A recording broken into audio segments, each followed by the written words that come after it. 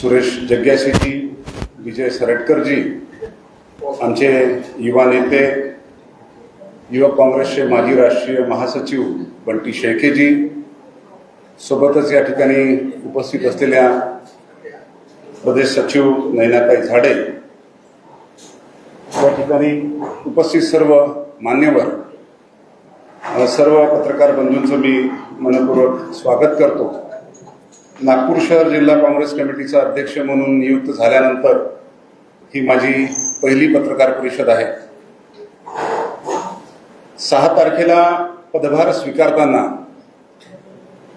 वसंतराव देशपांडे सभागृहामध्ये मी एक वक्तव्य केलं होतं की भारतीय जनता पक्षाचं नागपुरातलं दुकान माझ्या वडिलांनी सुरू केलं। ही गोष्ट खरी आहे की माझ्या वडिलांनीच ते दुकान सुरू केलं होतं। ते पहिले आमदार नागपूर जिल्ह्यातून निवडून आले होते आणि त्यानंतरचा कालखंड आपण सर्व लोकांनी अनुभवला, पाहिला। बहुजन समाजाच्या नेत्यांची गळचेपी कशा पद्धतीनं भारतीय जनता पक्षामध्ये होते हे आपण अनेक उदाहरणांवरून आपल्या लक्षात येईल।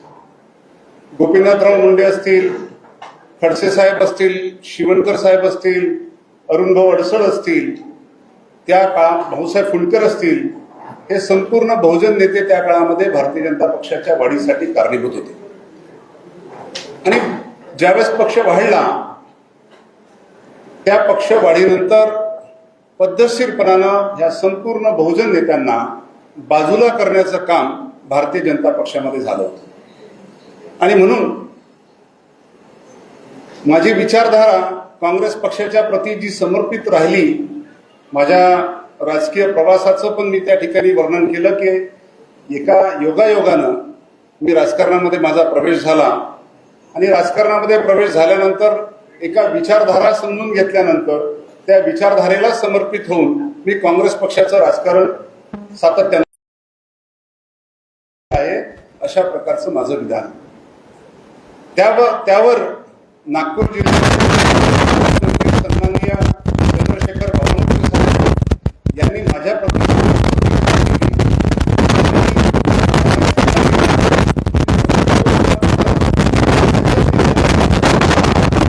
आणि आमचं दुकान आज वर्तमानपत्रामध्ये मी वाचतो। मी बावनकुळे साहेबांचा मनपूर्वक आभार मानतो की त्यांच्या प्रदीर्घ राजकीय अनुभवाचा त्यांनी मला सल्ला दिलेला आहे।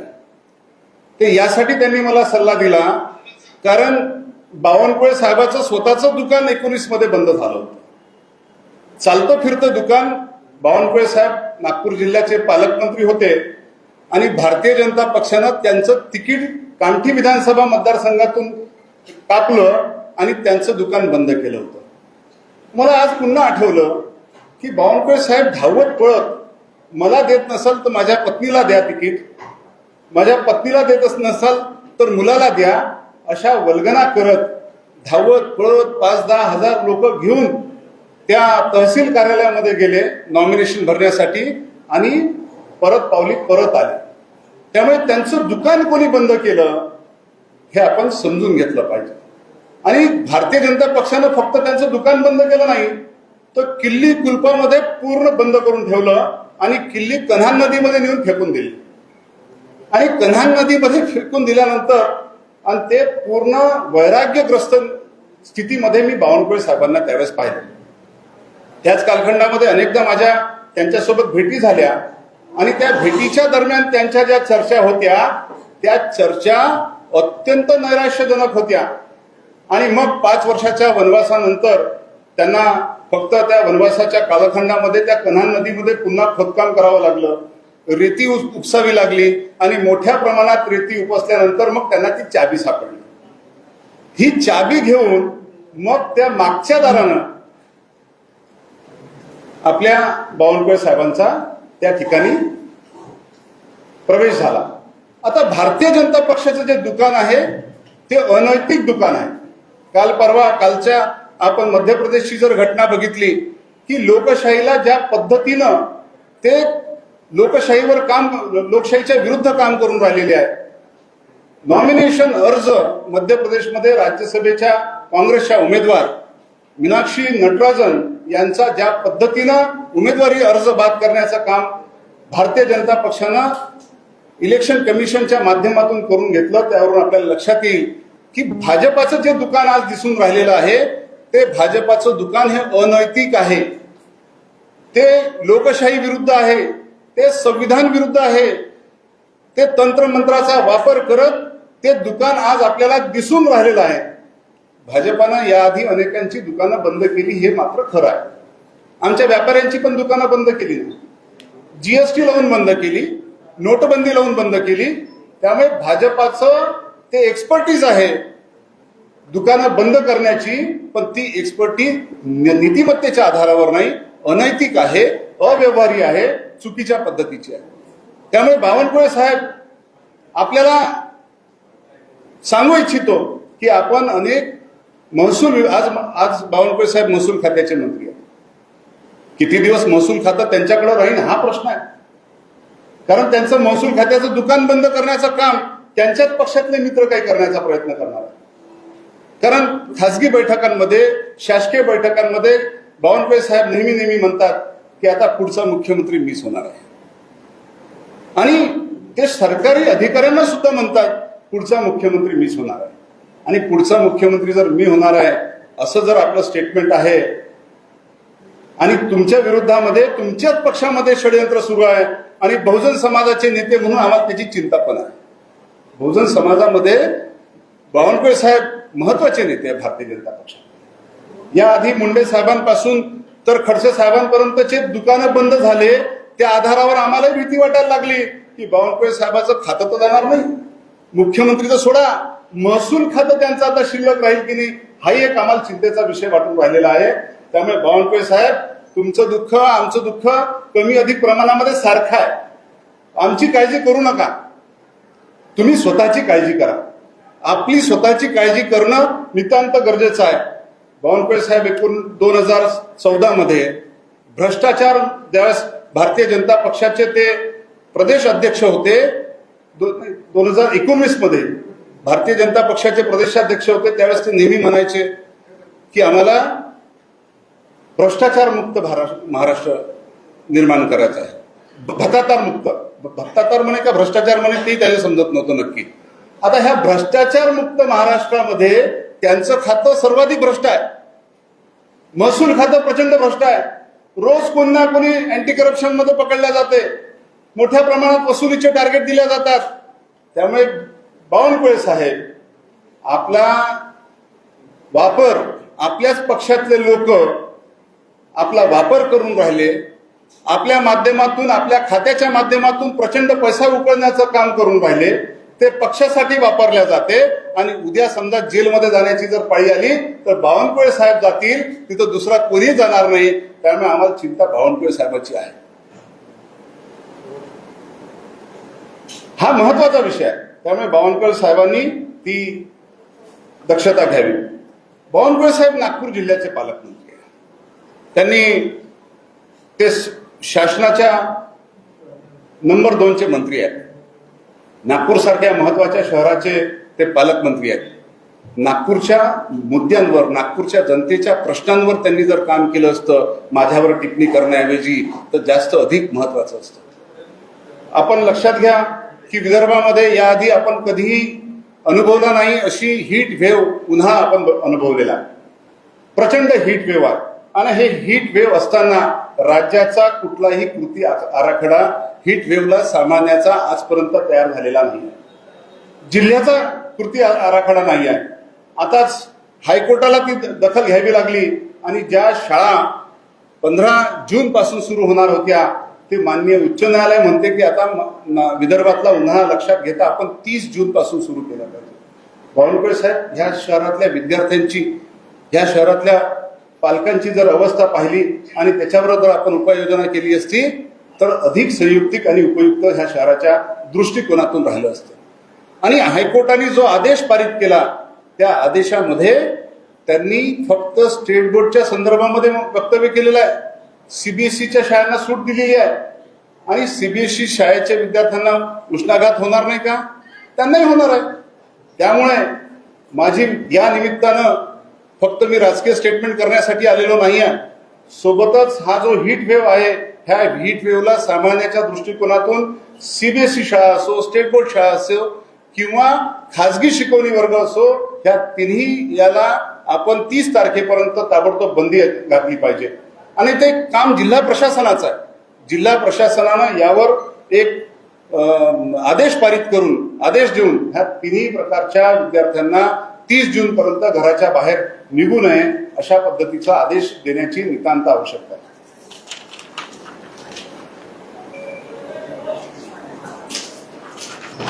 हा 2024 साली महाराष्ट्र राज्य उष्माघात कृती आराखडा या ठिकाणी तयार झाला होता.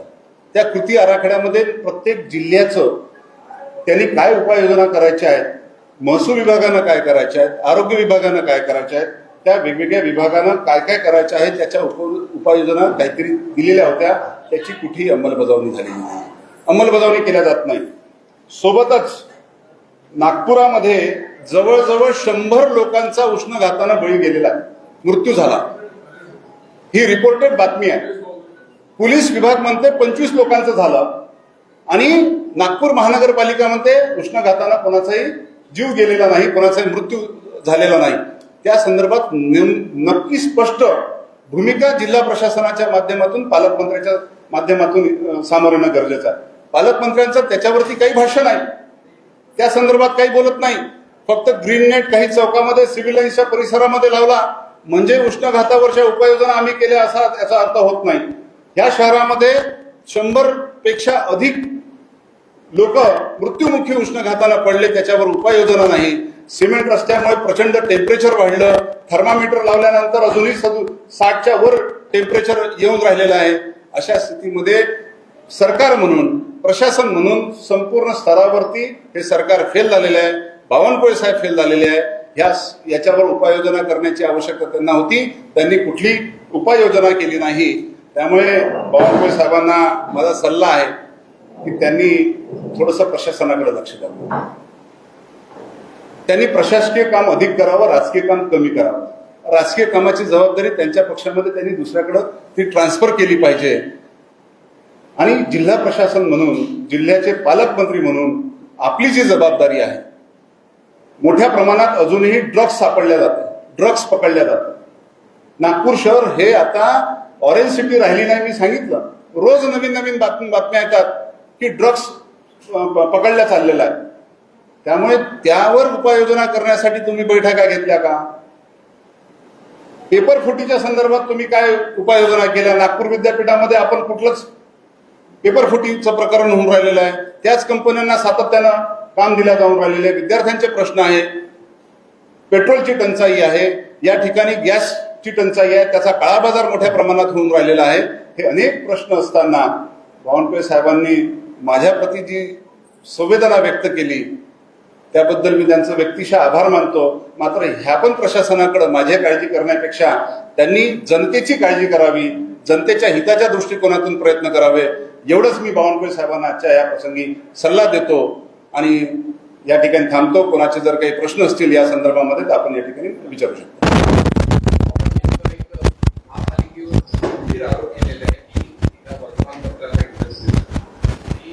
महापालिका भ्रष्टाचाराचं विद्यापीठ आहे. विरोधी पक्षी होता एवढ्या वर्ष, थांबवण्यास का बरं यश नाही मिळालं? त्यामध्ये प्रश्न असा आहे की ती जबाबदारी राज्यकर्त्यांची आहे. राज्य व्यवस्था कशी असली पाहिजे हे निर्धारित करण्याचं काम हे कुणाचं आहे? सत्ताधाऱ्यांचं आहे. आणि 2007 पासून सातत्यानं भारतीय जनता पक्षाची सत्ता आहे. आणि 2007 पासून ह्या शहरामध्ये ज्या पद्धतीचा भ्रष्टाचार आपण बघून राहिलेला आहे, विकासाच्या नावावर लूट सुरू आहे, कमिशनखोरी सुरू आहे. आज सिमेंट रस्त्याचं गडकरी साहेब म्हणत होते की 50 वर्ष 100 वर्षापर्यंत सिमेंट रस्ते कायम राहतील. आज चला आपण सिमेंट रस्त्याचं, मी सर्व पत्रकार मित्रांना विनंती करतो की माझ्यासोबत चला, मी तुम्हाला सिमेंटचे रस्ते दाखवतो की ह्या 5-7 वर्षामध्येच त्याला तडे गेलेले आहेत. निकृष्ट दर्जाचं काम चालू आहे. जिथं निकृष्ट दर्जाचं काम होते तिथं भ्रष्टाचार झाल्याशिवाय निकृष्ट दर्जा होऊ शकत नाही. कुठल्याही ठेकेदाराला वाटत नाही की त्यांनी सबस्टँडर्ड काम करावं. मात्र कमिशनखोरी ज्या पद्धतीने सुरू आहे त्यामुळे सबस्टँडर्ड काम होऊन राहिलेलं आहे. आणि मी एक दिवस निश्चितपणानं तुम्ही चांगला मुद्दा या ठिकाणी उपस्थित केला की आम्ही सिमेंट रस्त्याचे सुद्धा दौरे करणार आहोत. ज्या ज्या ठिकाणी निकृष्ट दर्जाचे सिमेंट रस्त्याचं निर्माण झालं त्या संपूर्ण ठिकाणी काँग्रेस पक्षाचे कार्यकर्ते आम्ही स्वतः त्या संपूर्ण रस्त्यांची पाहणी करणार आहे आणि भ्रष्टाचाराचा पोलखोल सुद्धा करणार आहोत. हे इथंच नाही, संपूर्ण खाजगीकरण केलं. त्या खाजगीकरणांमधून जे कॉन्ट्रॅक्च्युअल लेबर आहेत त्यांच्याकडून पैसे वापस घेतले जातात आणि भीतीपोटी ते कंप्लेंट करत नाही, सांगत नाही. ते सिक्युरिटी गार्ड असतील, सफाई कामगार असतील, अनेक महानगरपालिकेच्या इस्टॅब्लिशमेंटवर काम करणारे जे लोक आहेत त्यांच्याकडून एटीएम कार्ड जप्त करून ते पैसे परत घेण्याचं काम सुद्धा महानगरपालिकेमध्ये चालू आहे, अनेक वर्षापासून चालू आहे. त्यामुळे भ्रष्टाचाराची ही युनिव्हर्सिटी आहे हा माझा दावा अत्यंत बरोबर आहे. आपण नागपूर शहराचे नवनिर्मित अध्यक्ष आहेत काँग्रेस पार्टीचे. नागपूर शहरामध्ये पाणीचे OCWचे बिल खूप वाढत येत आहे जनतेच्या आणि इलेक्ट्रिसिटीचे बिल खूप वाढत येतं. यासाठी काय करणार? नक्कीच अनेक प्रश्न नागपूर शहरामध्ये विळखा घालून बसलेले आहेत. पाण्याचे बिल हे दर 3 महिन्यानंतर येत होते. महानगरपालिकेच्या इतिहासामध्ये कधीच मंथली बिल आलेलं नाही. मात्र या वर्षी त्यांनी एका महिन्याचे बिल सुरू करून टाकलेले आहे, दर महिन्याचे बिल. आणि ज्यावेळेस मोठ्या प्रमाणात तक्रारी आल्या त्यावेळेस भारतीय जनता पक्षाचेच लोक जाऊन त्या ठिकाणी मोर्चा काढून राहिले की बिल कमी करा. आणि त्यानंतर महापौर म्हणतात की नागरिकांनी पुढे यायचं आणि त्यांनी बिल घेऊन यायचं, म्हणजे पुन्हा नागरिकांना रांगेत लावण्याचं काम बीजेपीचे लोक करून राहिलेले. वास्तविकता प्रशासनाची जी चुकी झालेली असेल त्या प्रशासनाच्या चुकीच्या संदर्भामध्ये प्रशासनाने त्या बिल सुमोटो करेक्ट करणं गरजेचं आहे. मात्र सुमोटो करेक्ट न करता त्यामध्ये कुठलाही बदल न करता आपण नागरिकांना झोन कार्यालयामध्ये या, आम्ही ते शिबिर घेतो आणि तुमचं वाढीव आलेलं बिल आम्ही कमी करतो, अशा प्रकारची खोटी सहानुभूती नागरिकांची घेण्याचा प्रयत्न करतो. ह्या OCW कंपनी कोणाची आहे, कोण त्याचे मालक आहेत, कोणाचे त्याच्यामध्ये इंटरेस्ट आहेत? मी अनेकदा महानगरपालिकेच्या सभागृहामध्ये ह्या प्रश्नाच्या संदर्भामध्ये ओपनली बोललेला आहे, कुठे घाबरून बोललेलं नाही. आणि जो कॉन्ट्रॅक्ट झाला OCW कंपनी सोबत नागपूर महानगरपालिकेचा, त्या कॉन्ट्रॅक्ट कंडिशनची फुलफिलमेंट किती झाली त्या संदर्भात व्हाईट पेपर काढा, ही पण मागणी माझी होती. आजपर्यंत त्यांनी काढलेली नाही. ते यासाठी नाही काढली की विरोधी पक्ष कमकुवत आहे, ते यासाठी काढली नाही कारण सत्ताधारी पक्ष हा हुकुमशाहीकडे वाटचाल करून राहिला, ते कुणाला जुमानून राहिलेलं नाही. त्यामुळे आता हा जो संघर्ष आहे फक्त सभागृहाच्या आतमधला नाही तर रस्त्यावर येऊन संघर्ष करण्याची स्थिती निर्माण झालेली आहे. इलेक्ट्रिसिटी, आजच मी वर्तमानपत्रामध्ये बातमी वाचली की तामिळनाडू सरकारनं ते जे स्मार्ट मीटर आहे त्या संदर्भामध्ये, स्मार्ट मीटरची जी योजना आहे ती केंद्र सरकारची आहे. केंद्र सरकारनं संपूर्ण राज्यांना ते कंपल्सरी केलं की आपण स्मार्ट मीटर लावलं पाहिजे. ते फक्त इलेक्ट्रिकचे मीटर नाही, आता पाण्याचे मीटर सुद्धा बदलण्याची मोहीम आता हाती घेण्याचा मला माहिती मिळाली आहे की नवीन पद्धतीचे पाण्याचे मीटर म्हणजे जनतेवर मोठ्या प्रमाणात भुर्दंड त्या माध्यमातून बसवण्याचं काम सुरू आहे. त्यामुळे जनतेचा उठावच यासाठी होणं गरजेचं आहे. आणि आता हळूहळू लोक रस्त्यावर येऊन राहिले. आपल्या लक्षात येईल, नीट असेल, पेपर फुटीचा असेल, तिथे नागपूरची ती चतुर्वेदी नावाची मुलगी तिने सुसाईड केलं नीटच्या याच्यामध्ये. राहुलजींनी त्याची दखल घेतली. मी प्रत्यक्ष ज्यावेळेस त्यांचा परिवार, ते मध्य प्रदेशचा परिवार होता आणि ते नागपुरात त्यांचा परिवार परत आल्यानंतर मी प्रत्यक्ष भेट घेतली. त्या मुलीच्या वडिलांनी आपली शेतजमीन विकून तिच्या शिक्षणासाठी इथं ट्युशन क्लासेससाठी पैसे भरलेले. आपण समजू शकता नीट क्लासेससाठी किती पैसे खर्च करावे लागले. आणि ती परीक्षा रद्द झाली म्हणून ती मुलगी तणावामध्ये येऊन ती आत्महत्या करते. आणि बावनकुळे साहेबांना त्यांच्या घरापर्यंत जायची गरज भासत नाही, मुख्यमंत्र्यांना त्यांच्या घरापर्यंत समजून घेण्याची गरज भासत नाही. हा देश कोणीकडे चालला आपल्या लक्षात घ्या. यांना डेमोक्रेसी संपवायची आहे. मी काल परवाच मीनाक्षी नटराजनचं मी उदाहरण सांगितलं की ज्या पद्धतीनं राज्यसभेच्या निवडणुकीचा फॉर्म यांनी बाद केला, चुकीच्या पद्धतीनं बाद केला, यावरून यांचा लोकशाहीवर विश्वास नाही, लोकशाहीच्या प्रक्रियेवरती विश्वास नाही हे निश्चित होते. त्यामुळे लोकलढाच या ठिकाणी नव्या पद्धतीने उभा राहावा लागेल असं मला हो, आपण नागपुरात उष्णतेचा जो प्रश्न आहे तो समोर आणलेला आहे. खूप हीट होत आहे, नागपूरकर त्रासलेले आहेत यंदा. पण एक प्रश्न जर बघितला तर जयताडामध्ये जयताडा परिसरातून आपण येता जयप्रकाश नगर ते जयताडापर्यंत लंडन स्ट्रीटचा प्रश्न खूप मोठा येत आहे. दर संडेला तिथे नागपूरकर त्या झाडांची जे कत्ल होत आहे त्याच्या संदर्भात ते चिपको आंदोलन करत आहे. त्याला कुठलाही नेता कुठल्याही पक्षात म्हणजे विरोधी पक्ष सत्ता पक्ष तर येणारच नाही पण विरोधी पक्ष नेताही तिथे दिसलेला नाहीये त्यांच्या आंदोलनाला. एकदम बरोबर. येत्या दिवसात काय तुमच्या नेतृत्वात त्या आंदोलनाला सपोर्ट मिळणार आहे त्या लोकांसोबत? कारण की सर्वसामान्य लोक जे लोक वोटर्स आहेत तिथे ते लोकही आता त्रासलेले आहेत आणि ते लोकही समोरून बोलायला लागले. निश्चितपणानं ते तिथं जे आंदोलन होऊन राहिलेलं आहे लंडन स्ट्रीटच्या संदर्भामध्ये नागपुरात मला असं वाटतं की मी एकमेव व्यक्ती असेल की त्या प्रकल्पाचा मी विरोध करत होतो. आणि 2024 मध्ये नागपूर शहरातल्या सर्व वृत्तपत्रांच्या संपादकांना एक प्रेझेंटेशन दिलं होतं मी की लंडन स्ट्रीट हा प्रकल्प काय आहे, त्याची बेसिक आयडिया काय आहे, काय होती, कुठल्या उद्देशानं ती महानगरपालिकेला जागा प्राप्त झाली होती आणि आता तिथं काय होऊन राहिलेलं आहे. तिथं संपूर्ण पीपीपी मॉडेलच्या माध्यमातून संपूर्ण विक्री सुरू आहे. महानगरपालिकेचं काम जनतेला सर्व्हिसेस देण्याचं आहे, महानगरपालिकेचं काम नफा कमवण्याचं नाही आहे. त्याच वृत्तपत्रांमध्ये मोठ्या बातम्या येत होत्या की 12,000 रुपये स्क्वेअर फीट तिथं जमिनीला भाव मिळाला, महानगरपालिकेचं उत्पन्न वाढलं. प्रॉपर्टी विकून उत्पन्न वाढत नाही. त्या संदर्भात मी प्रेझेंटेशन दिलं होतं. त्या परिसरामध्ये जे आंदोलन सुरू आहे त्या आंदोलनकर्त्यांना पण माझी विनंती आहे की त्याचा हे झाडं कोण तोडून राहिलं, कशासाठी तोडून राहिलं आणि त्या तोडण्यामागे त्याच्या मागची लोक कोण आहे. आता तिथं चिपको आंदोलन सुरू आहे. मी म्हटलं झाड कुठं पळून चाललेलं नाही, झाडाला चिपकण्याची गरज नाही, तुम्ही गडकरीच्या घराला चिपका. कारण गडकरी कारणीभूत आहेत त्या संपूर्ण प्रकल्पासाठी, सरकार कारणीभूत आहे. तर ते आंदोलन तशा स्वरूपाचं झालं पाहिजे. आंदोलन फक्त सिंबॉलिक सोशल मीडिया किंवा वृत्तपत्रामध्ये बातमी येण्यापुरतं आंदोलन असता कामा नये. त्या संदर्भातल्या तुमच्या राजकीय भूमिका सुद्धा निश्चित झाल्या पाहिजे की ह्या ज्या राजकीय कारणामुळे ज्या राजकीय नेत्यांनी हा प्रकल्प ह्या शहरावर लादला, इथं लंडन स्ट्रीटची कोणाची मागणी नव्हती, महानगरपालिकेच्या शाळा बंद होऊन राहिल्या, दवाखान्याची स्थिती वाईट आहे, रोजगाराची स्थिती वाईट आहे, हे असताना फक्त मॉल्स म्हणजे डेव्हलपमेंट नाही, तिथं बाजाराची मागणी मी स्वतः केली होती. गडकरी साहेबांना स्वतः जाऊन प्रत्यक्ष भेटलो, त्यांच्या जनता दरबारामध्ये जाऊन भेटलो आणि त्यांना विनंती केली की ह्या संपूर्ण परिसरामध्ये खानला मार्केट असेल, जैत्रा मार्केट असेल, मोठ्या प्रमाणामध्ये लोक तिथं मार्केटमध्ये येतात. आठवडी बाजार भरतो, दैनंदिन बाजार भरतो, तो रस्त्यावर आहे. लोकांना असं वाटतं की तो अनधिकृत आहे, मात्र लोकांच्या गरजा पूर्ण करण्यासाठी तिथं बाजार होणं गरजेचं आहे. मी स्वतः विनंती केली. हफीज कॉन्ट्रॅक्टरने त्यांचं डिझाईन केलं, मात्र ते पुन्हा पीपीपीच्या माध्यमातून केलं होतं जिथं सामान्य दुकानदारांना कुठेही स्थान नव्हतं.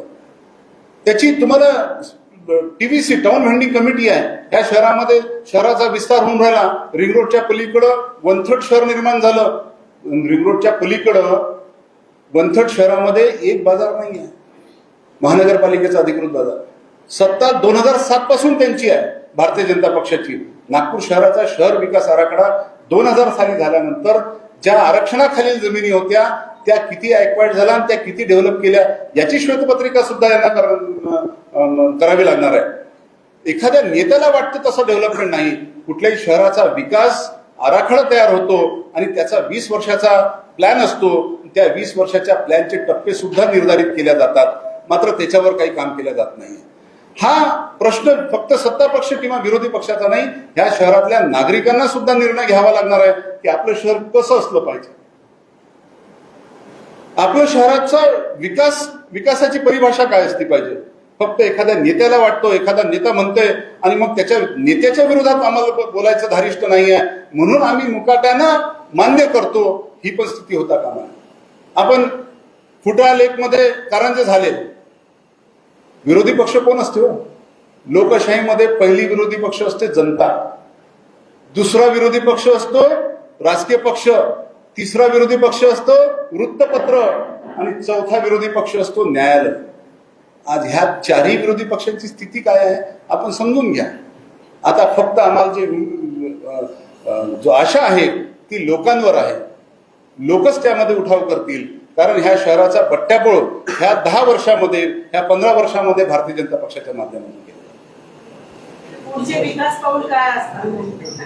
आपले पुढचे विकास पाऊल सत्तेत काय? आल्यानंतर आमचा मास्टर प्लॅन आपल्या पुढे आम्ही निश्चित करणार देऊ. ठीक आहे.